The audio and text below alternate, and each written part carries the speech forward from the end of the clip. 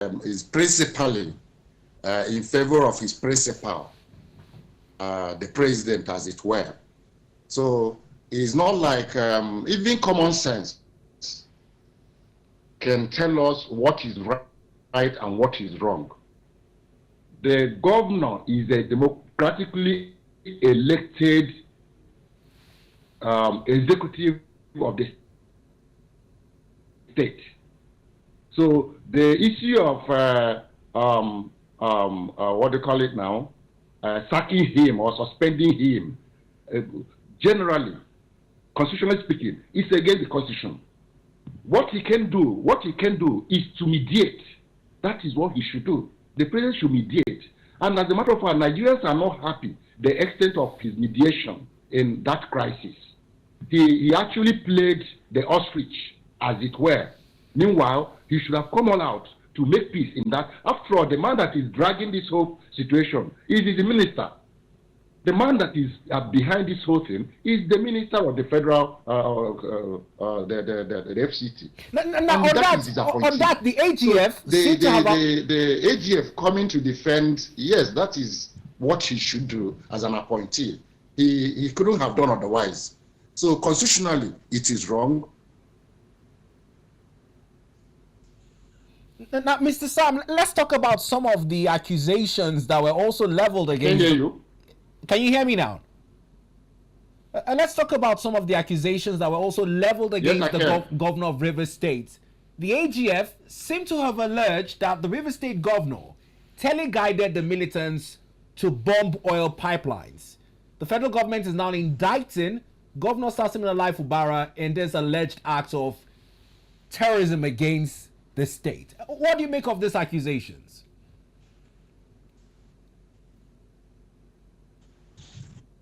Yes, the accusation may be right or wrong, but the truth about the matter is they waited for so long for it to get to that point. You know, the governor needed to defend himself also.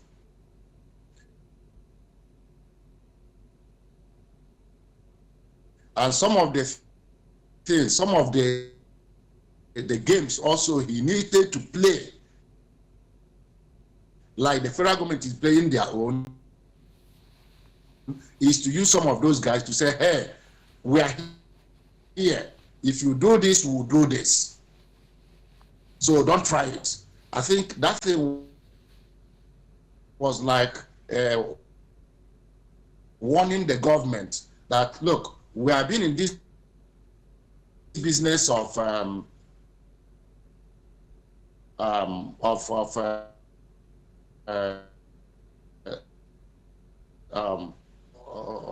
tampering with the oil facilities, which affects the economy, you know. So, yeah, Fubra may be behind it, as it were, but he was just trying to defend himself, doing all those and arranging those guys and all of those. But we know what happens in Nigeria. When you are in a battlefield, you use every instrument, every tool, every weapon whatsoever to safeguard and protect yourself. I think that is what played out there. Now, Mr. Sam, listening to you, I'm a bit curious because we're talking about oil pipeline bombings here and the culpability of a governor in this. Now, it was one of those issues, issue number 2 in the news, with the level of damage done to those 2 pipeline installations. One's the Trans-Niger pipeline, which is the biggest, a capacity of over 450,000 barrels per day in that pipeline. People are asking the questions of whose responsibility it is to protect such infrastructure. Shouldn't it be the federal government? Should it be left in the hand of the state government?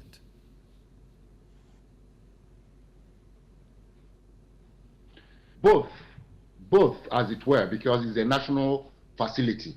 So, but residing in the governor's state. So both of them are supposed to take care of it. So both of them are supposed to, you know, protect those facilities. So it's not only Simi's responsibility, neither of that of the federal government.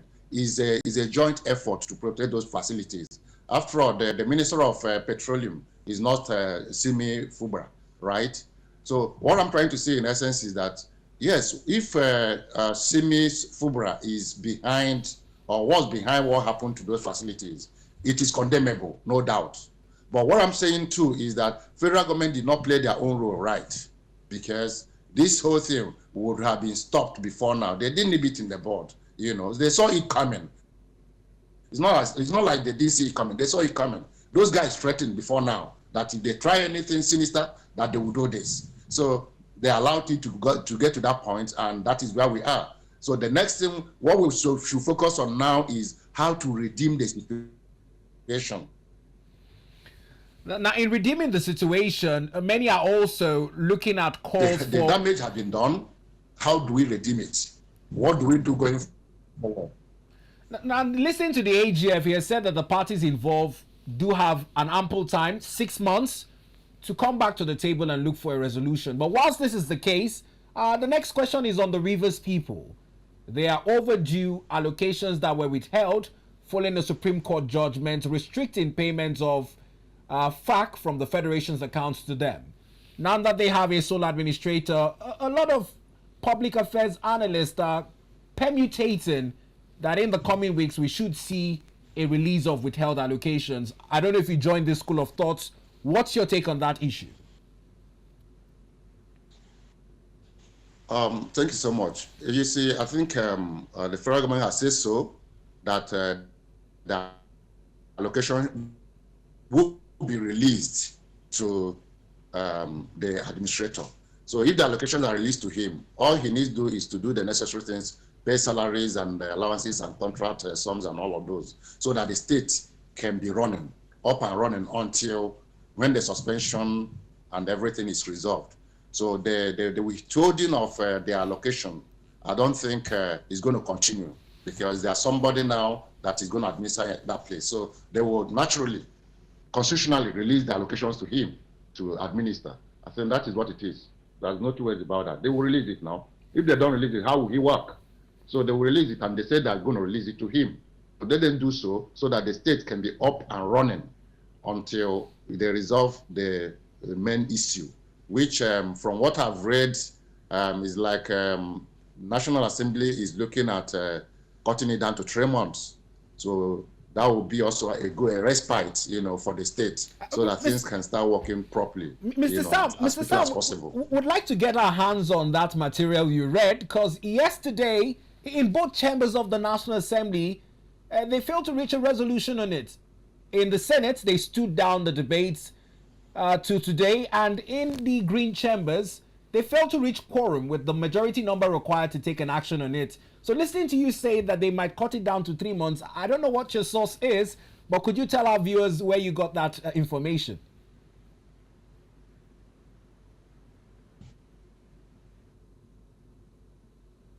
Hello, Mr. Sam, are you with us?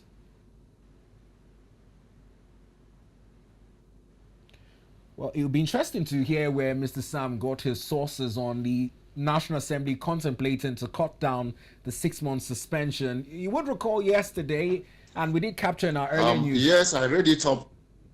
Okay, you're back with us now, Mr. Sam. Let's get your thoughts now.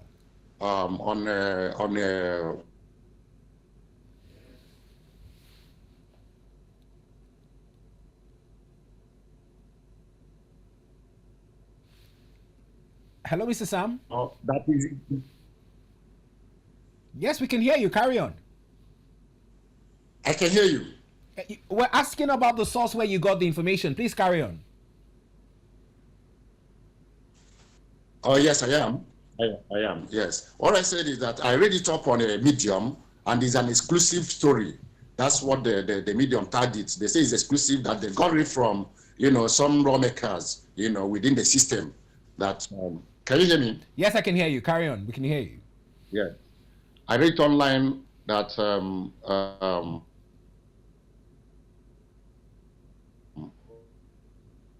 from that investigation, is an exclusive story anyway, that some lawmakers within the system told them that they are likely going to do that, reducing it to 3 months. So which is a good one for the situation, as it were. Well, fingers crossed on that following the sessions at the National Assembly today.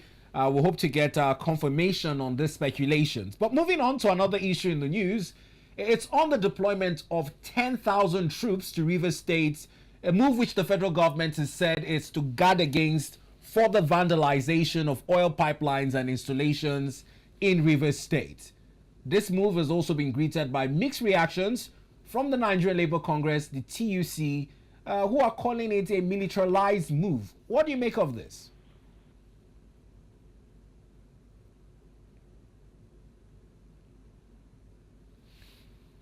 Well, we're hoping that our network... Please take it again. It's the deployment of 10,000 troops of the army to Rivers State. Labour Congress, NLC, TUC, and opposition are calling it a militarized move. What do you make of that deployment? The federal government says it's to guard against further vandalization.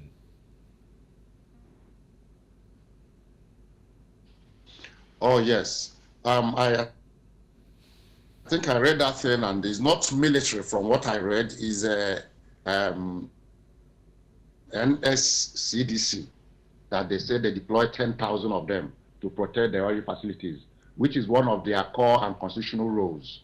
You know, as per their creation, they were created to protect oil facilities and protect other national facilities. So if they've deployed those guys, NSCDC, to go and protect that place, I don't think there's anything wrong with that, as long as it's not the military.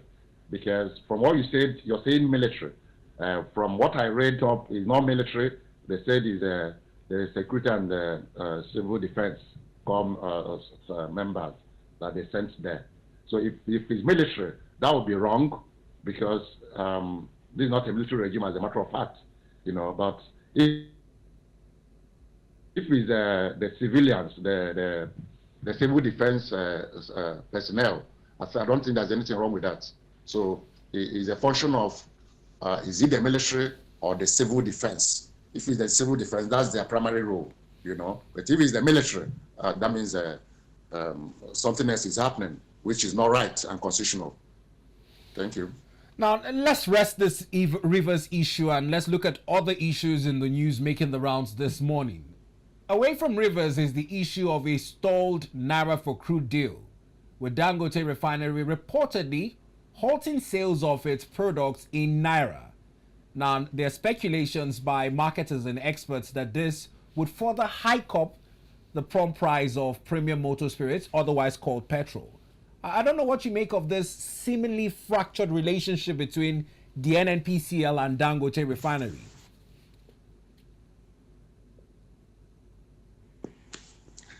Thank you so very much. You know, I am smiling because, you know, I cover the energy sector also as the business editor. So I am conversant with what's happening there. I've written so many articles on it as per this push back and push forward situation between NNPC and Dangote. And you see, at a point I was saying that, look, Dangote is not going to get it easy, because the interests those interests are higher than his own interests, and this thing will continue because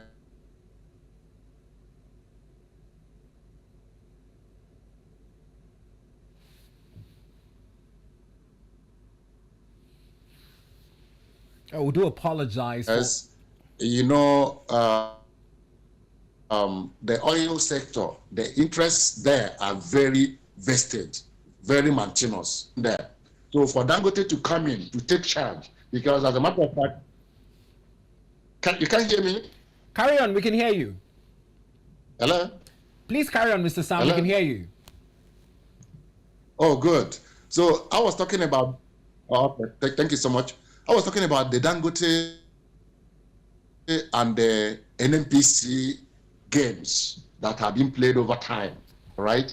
So, and I'm saying that Dangote is not in any better situation. He's having the short end of that stick because he meddled into a place where vested interests are very, very high. oil and gas sector is where the whole country is in. So anybody that's going there to take control will have it very difficult. So that thing they did, Naira-for-crude, was just to calm the situation at that time, because the situation was tense and they needed to do something. I'm talking about the federal government now. They needed to do something to show that, look, Dangote, we don't hate you, we don't hate your business.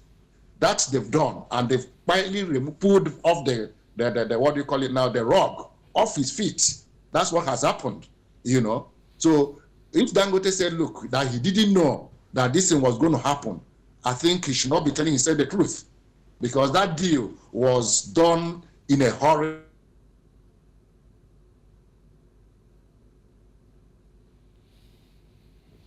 And now, Mr. Sam, whilst we understand, and it was, you know, done with an interest to prove to Nigerians that, look, we don't hate Dangote.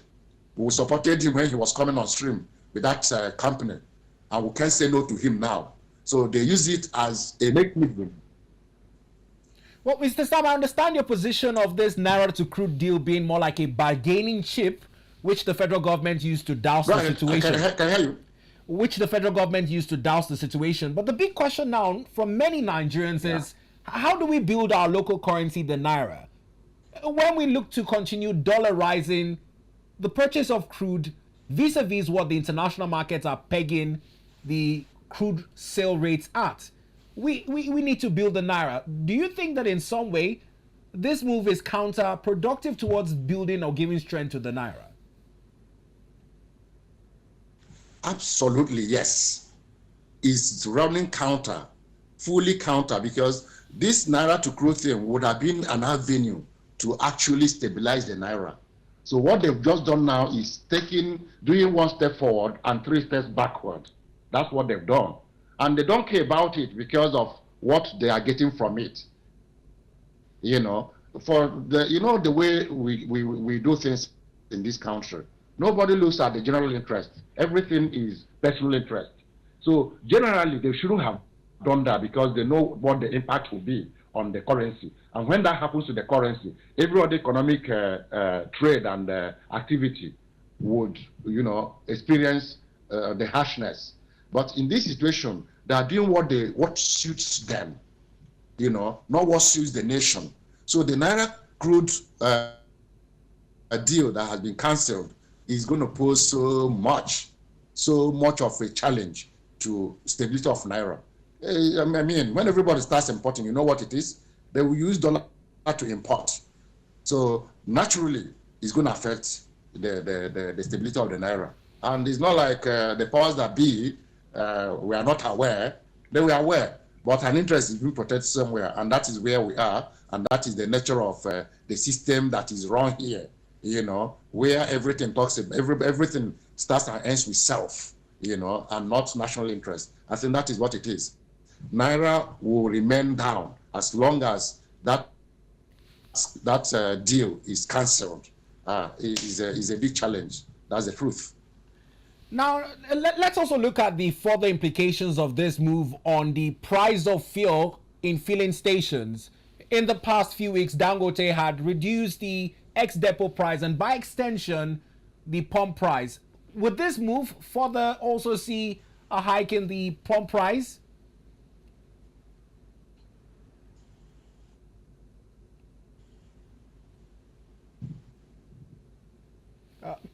Mr. Sam, did you get my question on the effects of yes, take it again. My question is on the further implications on the price of PMS in filling stations across Nigeria. Many Nigerians were rejoicing when Dangote in recent weeks reduced the ex-depot price, and by extension, we saw some decline in the price at the filling stations. Do you think this move would have further implications in that regard?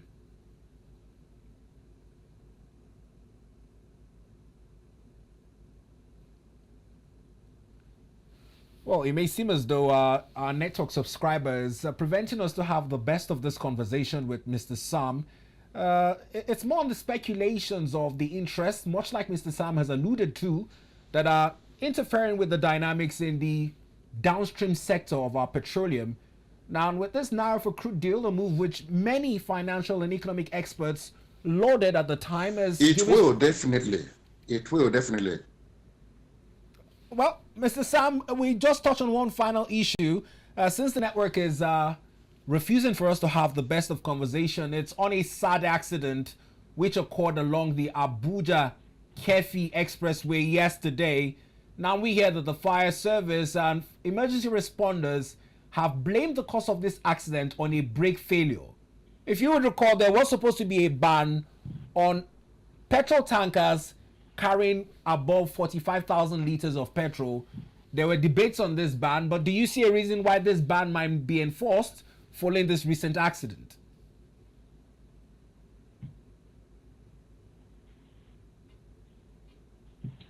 Yes, thank you so much. You see, this matter has been on for years.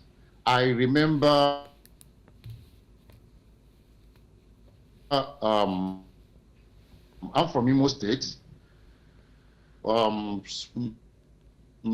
years ago, when Rochas Okrocha was the governor, he did place that ban on those trucks running within the city during the day. Even though that ban didn't go far, you know what happens in Nigeria. Implementation is always the problem, but with what has happened now, this Kefi matter, I think federal government should go all out to implement it. See, all those trucks, even in civilized climes, they don't see those things wrong within the city. They have their own specialized routes, right? So Nigeria, we must do the right thing. So many carnages we are having in this country, they are born out of negligence, out of not doing the right thing, out of not paying attention to details, and out of corruption. Because even when those policies are there, people compromise them, So this is high time. It is high time that they implemented that policy so that, Nigerians can have some good lease of life. It's very painful. Now, another concern is the fact that up until now, there hasn't been a death toll or an extensive accession of... But it comes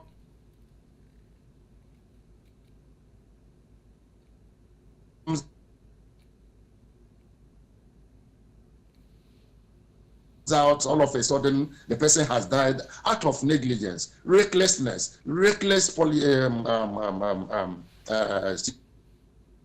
situations. Meanwhile, we have those laws there to protect the citizens.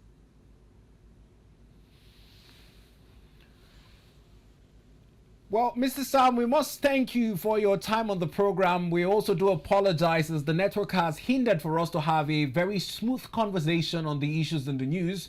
But we must say thank you for taking our time to lend your thoughts to the issues in the news.